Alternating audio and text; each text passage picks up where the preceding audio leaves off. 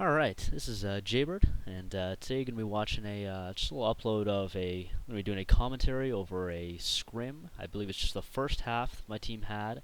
The scrim is on KOTH Ramjam.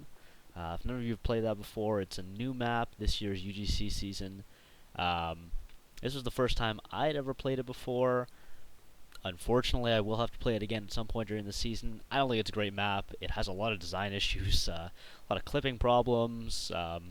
Whatever. It's a work in progress. What are you gonna do? But this is his first year, and I'm just gonna do a little commentary over it, my POV on Sniper, and just kind of talking about what's going on in the match, and a little few things here and there, and then just talking about some other random stuff, I guess, as we go along. But let's get started here. So. Yeah, my team here, so it is Highlander, Sniper POV. I'm playing in Silver this year. It's same team I played for last year. This scrim was, I think, about 2 weeks ago, or something like that. And it was, in case you want to cut out all of the deaths, like, in between. You're not missing, I don't skip any lives at all, but I do cut out all the deaths, just kind of keep the upload a little bit shorter. There's going to be a quick pause here in a second. I skipped through that as well.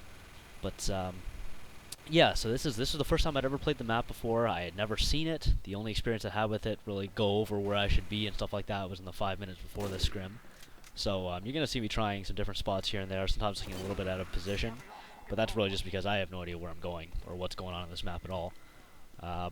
Ends up going pretty well. I don't have the logs for it. It was a while ago, but I do pretty well. Going a couple streaks here and there. At this point, I was still adjusting to, I just got a new mouse. So still adjusting here and there, so you'll see me miss some shots that I would normally not miss. But at the same time, going some good streaks here and there. And overall, I think it was a good example of how you should play. Because I have really zero knowledge of the map at all, you're going to see me this is a good idea of just raw Sniper gameplay, me kind of just going off my instincts of knowing the class, and working with my team the best I could, because they'd already played this map a couple times. I was just subbing back in and kind of getting my spot back in the team. So yeah, this is me just kind of doing the best I can, having knowledge of Highlander, having knowledge of the team, using my comms, and kind of feeling the map out the entire time. Never being too comfortable with where I should be, but at the same time trying to stay smart. And what that means when you're sniping, as you see me here, just kind of getting some high ground here, just trying to get my bearings, and just not hard scoping anything for too long, keeping myself aware, listening to my team, feeding off of that, being aware of their sniper, where he is, and how I can take care of that. Really, that should be your #1 goal in Highlander. Other than getting med picks and going on general streaks and getting the picks your team needs, when that other sniper is up and you know where he is, even when you don't know where he is, you should be looking for him and you should be actively trying to take him out. That's just, Sniper is so powerful in Highlander. There's no two ways around it. You are such an important class. And obviously, the sniper on the other team is just as important. Whether you think you're better than him or you think he's better than you, there's really no excuse to not be trying to take out that sniper when you get the opportunity, especially on KOTH maps. Ramjam is no exception. Very wide open map, got a lot of angles to work with. That sniper is going to make big plays, no matter how good he is. If he's playing in Highlander, whatever, silver, gold, plat, steel, iron, I don't care where you're playing. Basically, any sniper on a KOTH map, if you are letting him just do his own thing without pressuring him, he doesn't have to be very good to get picks and make your team hurt. So that should be your #1 goal. So you see me here, I'm just kind of, working angles, just trying to find myself. I know I'm safe here, got my dispenser, got my team around me, playing carefully. Hey, hit a nice, finally make a shot on that soldier. BFL Jordan, I think BFL Frank was also subbing in. If anyone doesn't know BFL, that's a team that's a long-time plat team now. I know a lot of people on that team. Great guys and girls on that team. I always root for them. They're such a fun team to watch and a fun bunch of people to be around. I was lucky enough to sub for them for a little bit and help them out with some things. And it was cool to play these guys because I hadn't seen them in a long time. They were playing off classes, obviously here, playing down to silver for them. So they weren't playing on their mains, but it was nice to see them. Great to know that team's still kicking, and always root for them. But so yeah, at this point here, just holding middle, trying to do what I have. I haven't died in a while, or something like that. I don't know. I haven't been paying too much attention to the demo itself, but just staying alive. You don't know the map very well. that's the thing about being a sniper on a Highlander team, is when the other team knows the sniper is up, whether you are hitting all the shots or not, having an off game, whatever, it's never a bad thing to just be alive. Just when the other team's when the other comms, when they're asking, is their sniper down, and they say no, that's just going to make a bunch of other people, oh, that spy, what are you doing? Yeah, just knowing the sniper on the opposing team is up, that's going to change the way people play. People aren't going to be as aggressive, medic's going to not peek as much, it's going to lead to certain players not getting overheals, things like that, maybe certain soldiers not bombing at certain times. So just staying up and staying alive is so important. So you don't have to be getting all the kills all the time. Here, I see that spy, I know that's a dead ringer, I don't think I've killed him off that body shot at the beginning of the map, and I just get out of there. There's really no point in waiting around for him. He's obviously trying to focus me at this point. So yeah, just map awareness, knowing where you are. You know, I could go for a shot there on one of those 3 guys, maybe land a headshot, but I just get out of there, get off the point. I do get picked by the scout. That's the scout, spy, soldier, they did a good job. I think I remember in the scrim of trying to keep me down. Always important for your... the sniper is not the only class that should be focusing the sniper.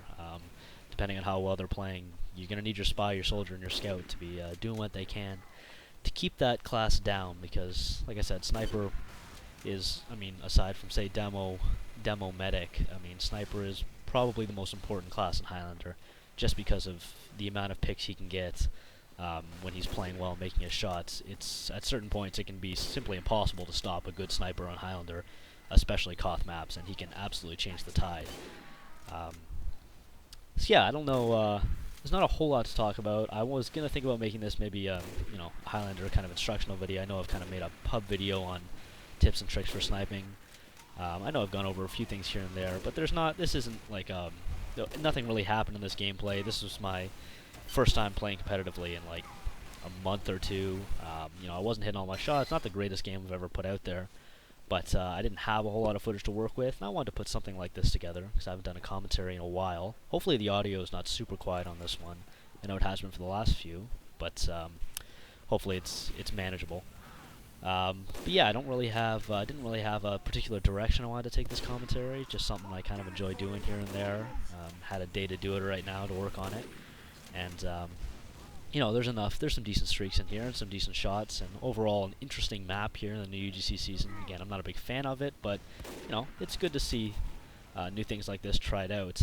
You never want to see the competitive scene get too stagnant, and just seeing the same maps over and over again. Even if they're great maps, you know, you do have to try new things, and you know, kind of help everyone try and get the best experience they can out of it competitively. Here, me and this pyro get destroyed here. He, I think I hit maybe 2 body shots on him, and then I don't know what happens here. I turn around, I'm like, oh, rocket, there we go, that's it. Sometimes you're just dead, and that was that. But, so yeah, what's going on in this game? I can try and get back on it here. My team's doing a pretty good job. We were better than the team we were scrimming against here. I think they do end up getting 1 round off of us. This was the first half, is all you're going to be seeing. There was a second half to this as well. Literally the exact same thing. My upload times are really slow, and I was not willing to put up a 30-minute commentary. That seems a little long, so cut this one down to 14 minutes. I think you guys get 3, maybe 4 rounds out of that. So that was the most I wanted to do. But my team's doing a good job at keeping forward on the point. In KOTH maps especially, if you've got equal Ubers, or neither team has Uber, it's really important, even when you don't have a super great working knowledge of the map you're working with. It is very important. And this here, I'm like, oh, it makes me cringe rewatching this, all of the second scoping, third scoping. This was right after the sniper update had come out that does not allow you to jump after you scope, which honestly I have no issues with that update. I understand why it was done. The crouch jumping after you scope is basically abusing a mildly broken or skewed hitbox in TF2. So I don't have an issue with that, but it was something that I had adjusted to and virtually done after every single shot when I sniped. So at this point I was adjusting to the fact that I was not able to jump after my shot, and I was doing a lot of second scoping just because I was not totally comfortable taking that first shot, knowing I didn't have that buffer, that safety buffer afterwards of not being able to jump, and that extra bit of protection. So I was getting used to it. At this point now I've actually gotten a lot better with it, and personally I'm pleased with the update. I think it's a good idea. The jumping after you scoped, I understand. It was, for me, it was a habit thing. I enjoyed it. I know a lot of snipers. It was something they used, and it was something that they developed their game around, and I respect that. It was a part of the game. It was a mechanic that they were not abusing it. It was a mechanic that they used to their advantage, and it was something you had to basically develop if you wanted to become a decent sniper. I think at the very least in sniper situations, you needed to be able to do it. But now that it has been removed, I really do think it puts things on a bit of a fairer ground. I don't like that it does encourage a little bit more second scoping, but at the same time, I think if you want to get better, you have to learn how to take that first shot and be accurate with it. So I do always try to do that. You'll see that in the video. As the time went on, I think I actually was upset with myself for that first sniper interaction where I did all that second scoping, and I do try to take the first shot, I think, for the rest of this video, most of the time, and that's usually how I try to play. I don't like to be that guy, and, aside from the fact of just being that guy who second scopes and waits for the other person taking the shot being annoying and someone I don't want to be, it's just beneficial to get better at being the person who takes the first shot. If you take that first shot and you land it, you're going to win that sniper fight every single time, whether it puts you at a disadvantage if you miss or not. It's an important thing to work on and get better at. So my team takes another round here. I don't think I did a whole lot of work that round, maybe some shots here and there, but overall just staying alive, keep making my presence felt on the point, making enough shots to make the team know that they do have to worry about me and actively send players at me. Right here is a bad example of what I was talking about earlier of staying aware of your surroundings. I am hard scoping the hell out of this demo on his rollout. I know they like to push left, and I know that demo does as well. I never get a clear shot at him, and I waste about 10 or 15 seconds in scope, and you'll see the second I come out of scope, I'm going to get this shot in the sentry. But, I mean, I could have been looking around, doing better at calling, using my comms. I got way too fixated on that left side trying to get that demo pick. My team, I'm sure, was calling that they weren't pushing up that left side. I really didn't have to worry about it. I think there was a pyro and a demo over there. So I could have unscoped much earlier and been a better help to my team. But that's just an example of the fact that, good snipers, bad snipers, whatever it is, everyone's got their habits. Everyone goes for certain picks sometimes. Maybe they shouldn't. So right here, I see this sniper dot on my medic. I know it's coming up probably shortly. We're going to find out in a second. So yeah, I see that sniper dot hovering on my medic's head, and he drops. And that's a shame. But don't worry, I get him back. So headshot the demo. We're going to drop their medic. I think I'm going to drop their spy. I think I get one more pick. Yeah, and I can take out the NG as well. So that's what we have to do. When your medic goes down like that, I mean, as a sniper, you got to make plays. And here's me just missing a ton of shots on sniper afterwards. But I got my picks. That's what you have to do. I'm sure the rest of my team needed to be looking for that as well. When your med goes down, drop super like that, you've got to go for their medic. And I happened to make my shots there. They were doing the right thing. They were pushing in off of that. But they didn't do a good enough job at knowing where the sight lines were and knowing where I was at that moment because I had no pressure on me. And those were shots that I expect myself to make. It looks like I'm going down a lot to their sniper. Don't be deceived. I was better than him. And at this point, I was, my sensitivity was too high at this point with my new mouse setup. So my sniper v sniper game, which I'll be totally honest with, has never been the strongest part of my game. As much as I harp that you need to be good at sniper v sniper in Highlander and focus on that, it's not the strongest part of my game. At the same time, I'm very good at getting picks on all the other classes. I hit my shots very consistently. Sniper v sniper is one thing I don't particularly excel in. I'm more than good enough to compete in Highlander at any level, in my opinion. And what I try to use to my advantage is positioning. I know that when I get in those sniper v sniper duels, where it's just me and the other guy looking at each other, and if it goes any longer than a couple shots, for some reason I end up losing my cool, and I will start missing shots and losing that. I will lose that duel more often than not against a good sniper.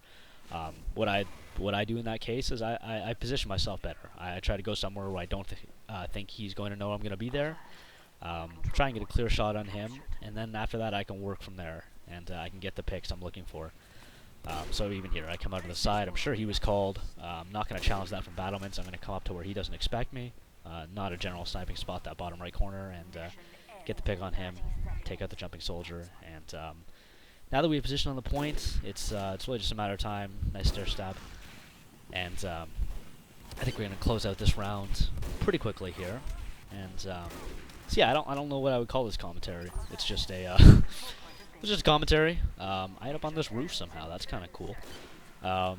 Yeah, nothing really particular. Going over some things here and there. You know, I'm hoping to put a couple more things like this out there. Nothing in particular. Maybe I'll try and do a focus a little bit more on a specific tips video for competitive Highlander. But you know, I'm still gonna put out some pub clips, put out some Highlander frag videos, things like that. Just some things that I find interesting. Hopefully, other people do. And you know, hope you guys enjoyed. I got some new stuff coming out soon. And yeah, that's it for now.